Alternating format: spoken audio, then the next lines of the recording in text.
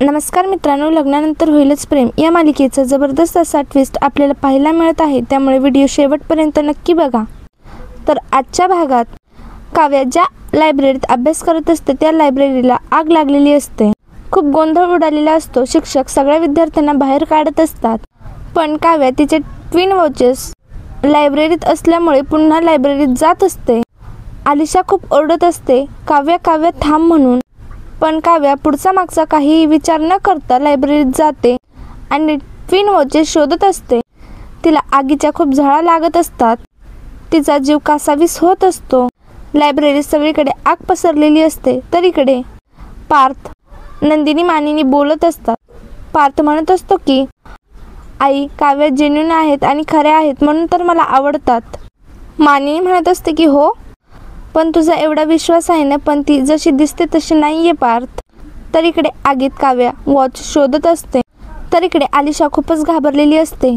आलिशा काव्या काव्या म्हणून जोरात ओरडत असते। ती तिथे असलेल्या मॅडमचा फोन घेते आणि पार्थला फोन लावते। मानिनी म्हणणार असते की काव्याचं अफेअर, तेवढ्यात पार्थचा फोन वाजतो। आलिशा म्हणत असते की पार्थ जीजू, काव्याला वाचवा, लवकर या। हे ऐकून पार्थ खूपच घाबरतो। पार्थ म्हणतो, आलिशा, काव्याला काय झालंय? आलिशा म्हणत असते की पार्थ जीजू, आमच्या लायब्ररीला आग लागली आहे आणि तुम्ही दिलेलं ट्विन वॉच ते आतमध्ये पडलं आहे, म्हणून काव्या ते घेण्यासाठी आत शिरली आहे। जीजू लवकर या, वाचवा तिला, जीजू लवकर या। हे ऐकून पार्थला खूप मोठा धक्का बसलेला असतो। तो मी आलोच म्हणून लगेच तिथून निघतो। पार्थ तिथून निघून जातो। मानिनी आणि नंदिनी काळजीत पडतात। नंदिनी आलिशाला फोन लावते, पण तिचा फोन स्विच ऑफ येतो। ते विचार करू लागतात की काव्या ठीक तर असेल ना, काव्याला काही झालं तर नसेल ना। तर इकडे लायब्ररीमध्ये काव्याला ते ट्विन वॉच दिसतं। काव्याला पार्थचे शब्द आठवत असतात। पार्थ म्हणत असतो की जोपर्यंत माझी नाडी चालू आहे तोपर्यंत हे घड्याळ चालू आहे। काव्या ते घड्याळ हातात घेते आणि ती बेशुद्ध पडते। तर इकडे मानिनी खूप काळजीत असते। ती पार्थला फोन लावण्याचा प्रयत्न करत असते। मानिनीला खूप टेन्शन आलेले असतं। नंदिनी म्हणत असते की आई, तुम्ही काळजी करू नका। तेवढ्यात वसुरम्या तिथे येतात। वसुरम्या मानिनीला विचारत असतात की तुला कसलं टेन्शन आलंय?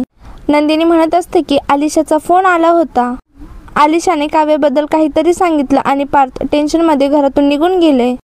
वसू म्हणत असते की झालं, काव्याबद्दल काही कळलं आणि पार्थ पळाला। काव्यासारखी मुलगी जोपर्यंत या घरात आहे ना, तोपर्यंत मानिनी काही निश्चित नाही राहू शकणार। रम्या म्हणत असते की आई, अगदी बरोबर बोललीस तू। आता तर काय, ती पार्थच्या रूममध्ये सुद्धा राहत नाही, काही तर म्हणे अभ्यास करायचा आहे। डायरेक्ट सांगायचं ना, पार्थ सोबत संसार करायचा नाही। असल्या काव्यासाठी का पार्थ एवढा तडफड करतो काय माहिती।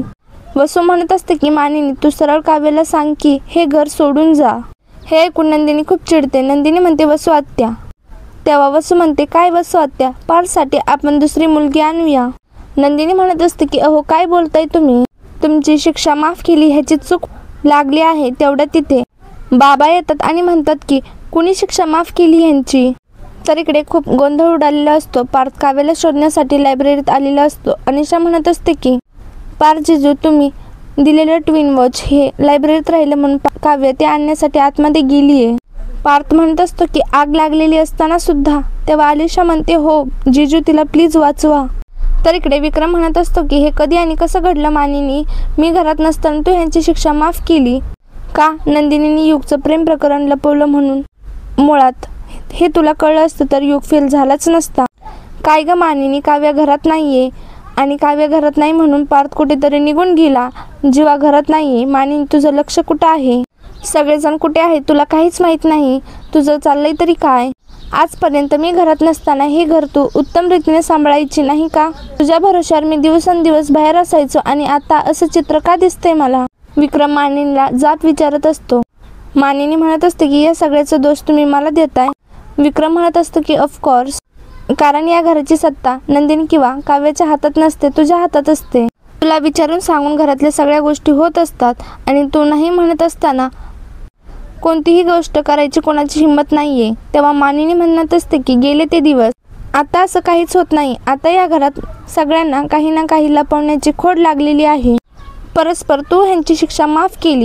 विक्रम वसुरम्याची शिक्षा माफ केल्यामुळे मानिनीला जाब विचारत असतो। विक्रम म्हणत असतो की संध्याकाळी डायनिंग टेबलवर मला सगळे हजर पाहिजे. आणि नंदिनी, तू त्या जीवाला फोन लाव आणि त्याला बोलावून घे, मला त्याच्याशी थोडं बोलायचं आहे. सगळेजण आपापल्या रूममध्ये निघून जातात. तर नंदिनी विचार करत असते की मी जीवांची एकही शब्द न बोलावण्याचं ठरवलं आहे, तरीसुद्धा बाबांनी मलाच फोन लावायला सांगितला. तर इकडे जीवा मंदिराजवळ येऊन बसलेला असतो. त्याला खूप वाईट वाटत असतं. त्याला नंदिनीचे शब्द आठवत असतात. तुम्ही कॉन्ट्रॅक्ट पेपरवर सही करताना हे काही नाही पाहिलं. आनंदी निवास म्हणजे माझा काळजाचा तुकडा आहे आणि तुटलेलं जोडण्याचा प्रयत्न करू नका. नंदिनी म्हणत असते की मी आता तुमच्यासोबत फार काळ नाही राहू शकत. जीवाला नंदिनीचं सगळं बोलणं आठवत असतं. तर तेवढ्यात मंदिराच्या जवळ एक कपल असतं. तो मुलगा त्या बाईला म्हणत असतो की काय चकाचक बाई, किती उशीर. त्या मुलाने त्या बाईसाठी गजरे घेतलेले असतात. ती म्हणत असते की 100चे गजरे एवढे. तेव्हा जीवाला आठवत असतं की आपण सुद्धा नंदिनीसाठी गजरे घेतले होते. ते कपल पाहून जीवा त्यांच्यामध्ये हरवून गेलेला असतो. तो आनंदाने त्यांच्याकडे पाहत असतो. तेव्हा तो खूप इमोशनल झालेला असतो. तो रडत असतो. तो म्हणत असतो की सॉरी नंदिनी, प्लीज मला माफ कर. तर इकडे पार्थ काव्याला वाचवण्यासाठी लायब्ररीत जात असतो. काव्या बेशुद्ध पडलेली असते. पार्थ काव्याच्या जवळ जातो आणि काव्याला उठवण्याचा प्रयत्न करत असतो. काव्या उठा, तुम्ही ठीक आहात ना. काव्या म्हणत असते की पार्थ, तुम्ही इथे काय करताय, इथे खूप आग आहे, तुम्ही जा इथून, तुम्हाला काहीतरी होईल. पार्थ म्हणत असतो की काव्या, त्या ट्विन वॉचेससाठी तुम्ही आगीत आला, चला इथून. म्हणून पार्थ काव्याला उचलून घेतो. चारही बाजूने खूप आग असते. मानिनी विक्रमसाठी चहा घेऊन येते. तेव्हा विक्रम म्हणत असतो की माझ्या कपात थोडा चहा घेणार का. तेव्हा मानिनी म्हणत असते की मी चहा घेऊ. मला तुम्ही काय काय बोललात विक्रम, मला नीट घर सांभाळता येत नाही, या घरात काय काय चालू आहे तुम्हाला काय माहिती. तेव्हा विक्रम मानिनीला बेडवर बसवतो. विक्रम विचारतो की मानिनी काय झालंय. तेव्हा मानिनी म्हणत असते की या घरातल्या सगळ्यांना माझं वागणं खटकतंय, पार्थला, नंदिनीला, पण मी या घराचे आबरू वाचवण्यासाठी काय मोडतोड करतेय हे कोणालाच कळत नाहीये. विक्रम म्हणत असतो की घराचे आबरू आणि त्यांची शिक्षा काय संबंध आहे. मानिनी म्हणत असते की शिक्षा मरू दे ओ, नशीब मला शिक्षा देतंय. मी काय वाईट नाही आणि मुद्दा म्हणून वाईट वागते असं काही नाही. मला माझ्या लेकाची काळजी वाटते. पुढे जाऊन माझ्या लेकाचं सगळं काही चांगलं व्हावं असंच मला वाटतंय. विक्रमला कळत नसतं की मानिनी काय बोलते. तो म्हणत असतो की काय झालंय मला सांगशील का. मानिनी म्हणते की सांगते, सगळं काही सांगते, सगळ्यांना संध्याकाळी येऊ दे, सगळं काही सांगते. पण आता एवढं सांगते की माझी मुलं माझा जीव की प्राण आहेत. दुसऱ्यांच्या चुकांची झळ मी त्यांना बसू देणार नाही. माझ्या जीवाली पार्थला काही झालं ना तर मी गप्प बसणार नाही. असं म्हणून मानिनी तिथून निघते. विक्रम विचारातच पडतो. पार्थ काव्याला आगीतून बाहेर आणण्याचा प्रयत्न करत असतो. तो त्याचं जॅकेट काढतो आणि काव्याला देतो. पार्थ काव्याला उचलून घेतो आणि आगीच्या बाहेर आणतो आणि तेवढ्यात त्याच्या अंगावर रॅक पडतो. हे पाहून काव्या खूपच घाबरते. काव्या मोठ्याने ओरडते पार्थ म्हणून आणि पार्थ तेच बेशुद्ध होतो.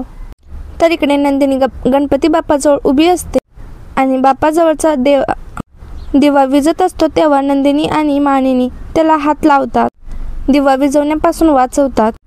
तेव्हा मानिनी खूप काळजी करत असते. मानिनी म्हणत असते की काव्य, पार्थ, जीवा कुठे आहे, तू त्यांना फोन लाव. तर इकडे जीवा मंदिराजवळ रडत बसलेला असतो.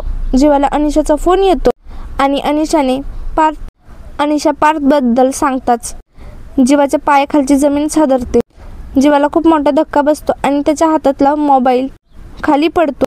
तर सगळेजण मिळून पार्थला हॉस्पिटलमध्ये घेऊन येतात. सगळेजण खूप ओरडत असतात. सगळेजण खूप घाबरलेले असतात. पार्थला ऑपरेशन थिएटरमध्ये घेतात आणि त्याच्यावर उपचार सुरू असतात.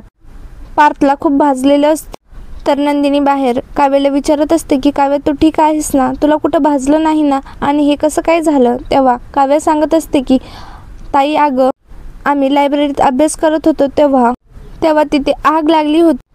आम्ही सगळे बाहेर आलो, पण हे पार्थने दिलेलं ट्विन वॉच त्या लायब्ररीत राहिलं होतं, म्हणून मी आतमध्ये ते आणण्यासाठी गेले. तेव्हा पार्थ मला वाचवायला आले आणि असं झालं. काव्या सगळं काही सांगत असते. तेव्हा मानिनी खूप रडत असते. मानिनी म्हणत असते की देवा, माझ्या पार्थ बाळाला काही होऊ देऊ नको, त्याला सांभाळ. तर संध्याकाळ झालेली असते. रम्या पार्थला बघण्यासाठी निघालेली असते. वसू तिला अडवत असते. रम्या म्हणत असते की मला माझ्या पार्थला बघायचं आहे, त्याला किती भाजलं आहे मला बघायचं आहे.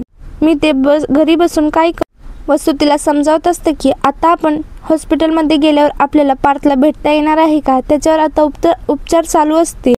रम्या म्हणत असते की अगं आई, पण त्याला किती भाजलंय, त्याची परिस्थिती कशी आहे हे तरी डॉक्टर सांगतील ना आपल्याला. ती खूप रडत असते. मानिनी म्हणत असते की आपण हे फोनवर विचारू शकतो, पण मी त्यांना फोन केला होता, त्यातील कुणीही माझा फोन उचलला नाही. ते मुद्दाम करतात. त्यांना ह्यापासून आपल्याला लांब ठेवायचं आहे. तेव्हा रम्या म्हणत असते की कुणीही काही करू दे, पण मी माझ्या पार्थला बघायला जाणार आहे. रम्या म्हणत असते की प्लीज आई, मला अडवू नको. आतापर्यंत आपण जे उपद्व्याप केले आहेत ते फक्त पार्थ माझा व्हावं म्हणून केले आहेत ना. प्लीज ग, मला जाऊ दे ना ग. वसू तिला समजावण्याचा प्रयत्न करत असते. रम्या म्हणत असते की पार्थला बघितल्याशिवाय मला चैन पडणार नाही. मी लहानपणी जेव्हा त्याला कावीळ झाली होती तेव्हा मी अन्न पाणी सोडून देवाची आराधना केली होती. असं करू का? तेव्हा वसू तिला समजावत असते की तो तुला काडीचीही किंमत देत नाही, मग तू त्याच्यासाठी हे सगळं का करतेस? रम्या म्हणत असते की त्याचं माझ्यावर प्रेम नसलं तरी माझं त्याच्यावर खूप मनापासून प्रेम आहे आणि माझ्या प्रेमाला वाचवण्यासाठी मी वाटेल ते करू शकते. आई प्लीज, तुम्हाला अडवू नको, थांबू नकोस. रम्या वसूचं काहीही ऐकत नाही आणि ती हॉस्पिटलकडे निघते. तर इकडे डॉक्टर ऑपरेशन थिएटरमधून बाहेर आलेले असतात. सगळेजण डॉक्टरला पार्थच्या कंडिशनबाबत विचारतात. तेव्हा डॉक्टर म्हणतात की it's okay, he is okay, पण त्यांना श्वास घ्यायला त्रास होत आहे आणि त्यांना मुका मारही लागला आहे, म्हणून आम्ही त्यांना हॉस्पिटल ICUमध्ये शिफ्ट केलं आहे. असं म्हणून डॉक्टर त्यांच्यासोबत कोणाला तरी यायला सांगतात. तेव्हा जीवा आणि मिथुन डॉक्टरांसोबत जातात. डॉक्टरांनी पेशंटला भेटण्याची परवानगी दिलेली असते. काव्या आज जायला निघते. तेव्हा मानिनी म्हणत असते की काव्या, तू अजिबात पार्थला भेटायला जायचं नाहीयेस. हे सगळं पुन्हा एकदा तुझ्यामुळे झालं आहे. तेवढे तिथे नर्स येते. नर्स म्हणत असते की तुमच्यापैकी काव्य कोण आहे? पेशंट शुद्धीवर आल्यापासून नुसतं काव्याचं नाव घेत आहेत, त्यांना आधी भेटू द्या. काव्या, मानिनी, विक्रम पार्थला भेटायला जातात. पार्थ काव्याकडे पाहत असतो. मानिनी रडत म्हणत असते की आता ठीक आहेस ना? पार्थ म्हणत असतो की 2 दिवसात ठीक होईन, तुला त्रास द्यायला येईल. 2 दिवसात ठणठणीत बरा होऊन तुला त्रास द्यायला येईल. मानिनी म्हणत असते की त्रास दे, पण स्वतःला त्रास करून घेऊ नको. तुझं जेव्हा असं कळलं ना, असं वाटलं कोणीतरी माझा जीवच काढून घेतला आहे. मानिनी म्हणत असते की तू जराही विचार केला नाही आणि डायरेक्ट आगीत उडी मारली. पार्थ म्हणत असतो की तुझ्या सुनेचा जीव वाचवला म्हणून तुला अभिमान वाटायला हवा. तेव्हा मानिनी म्हणत असते की हो रे, तुझा अभिमानच वाटतो मला. विक्रम मानिनीला बाहेर घेऊन जातो. विक्रम म्हणत असतो की पार्थ काव्याचं नाव घेत होता, त्यांना दोघांना बोलू दे, आपण बाहेर जाऊया. पार्थ काव्याला बसायला इशारा करतो. काव्या त्याच्या जवळ येऊन बसते. काव्या रडत असते. काव्या म्हणत असते की देशमुख, माझ्यामुळे हे सगळं झालंय ना, तुम्हाला खूप त्रास होत असेल ना, खूप दुखत असेल ना. पार्थ म्हणत असतो की हो, त्रास होतोय ना, तुम्ही नेहमीसारखं फिसकारत नाही म्हणून. काव्या म्हणत असतं की उगाच बडबड करू नका, शांत बस.